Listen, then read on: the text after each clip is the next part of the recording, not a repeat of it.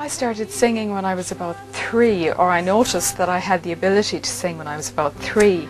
After a while I started to enter some competitions and I won a few, and then it came to a point where my vocal coach said to me, look, you know, are you going to do something with this or are you just going to have it as a hobby? I knew that if I didn't take a chance, I'd always regret it. Well, I have to say my biggest influences originally would be my family, because there are a lot of musicians and singers in my family. My grandfather was a classically trained violinist.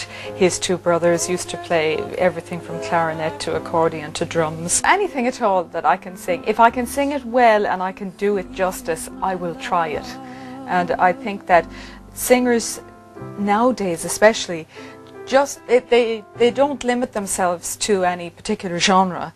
They try and experiment, which is what I like to do. Each song on the album has a significant meaning for me in my life. I've been very fortunate, as I say, to have been given songs that have a lot of meaning. The songs on the album range from romantic to sad to, you know, uplifting, you know, just all of them. They're all very special to me, each and every one of them, but very different. I feel that they're very different. Working with Fiacre Trench was an absolute pleasure, and it was great fun. He wasn't anything like I expected. Well, I didn't really expect anything because he's so quiet about his accomplishments. I mean, having worked with people like Van Morrison, the Corrs, and worked on films like The Tailor of Panama and doing all these incredible things, and yet, you know, he's very quiet about it when you meet him. But he's very humorous and incredibly imaginative. Well, there were 2 songs which are actually specially written for her. Those 2 songs are by Dawn Kenny. I found one song on Dawn Kenny's second album, January, and Carmel liked that very much and we worked on that. And then Dawn Kenny produced 2 more specially written for Carmel. And those particularly work for her. But there are 12 very strong songs here, and from some wonderful writers, Irish and North American. After every concert I've done for Carmel, I'd say that 60 to 65% of the audience wanted to speak to her.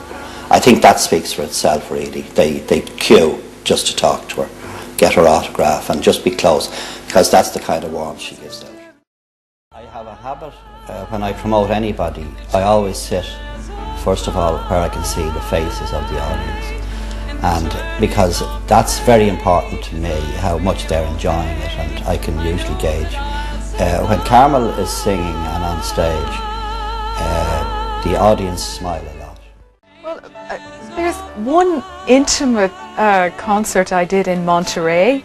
There was just a lovely atmosphere there, and it was full of people, but the place was so beautiful, the town was so beautiful, and everything just came together that night, and there was just such a feeling of warmth there that night. But apart from that, I would have to say the concert with the Chieftains in the Kimmel Center in Philadelphia, that was just, I mean, hair-raising. Absolutely hair-raising. It was incredible, absolutely. You're just there and you're just kind of looking around saying, is this really happening? It's like a dream, really it is.